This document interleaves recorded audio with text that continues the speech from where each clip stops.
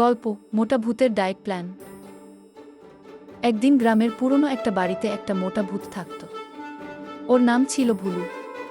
ভুলু এত মোটা হয়ে গিয়েছিল যে রাতে কাউকে ভয় দেখাতে গেলেই নিজেই ক্ষুধপাস করে পড়ে যেত। একদিন ভূতের মিটিংয়ে সবাই মজা করে বলল, ভুলু তুই আর ভূত না, তুই তো এখন ভূত বরফি। ভুলু খুব মন খারাপ করল। ঠিক করলো ডায়েট শুরু করবে। সে ভেবেছিল যেহেতু মানুষ ভূত দেখলে দৌড়ে পালায়, তাই ও তাদের তাড়া করে সারা গ্রাম দৌড়াবে, এতে পেট কমবে। সেই রাতে ভুলু প্রথম বের হলো ওয়ার্কআউট করতে। কিন্তু সমস্যা হলো, গ্রামের লোকজন এত সাহসী হয়ে গেছে যে ভূত দেখেও কেউ পালায় না।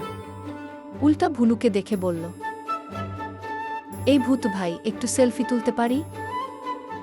ভুলু হতবাক।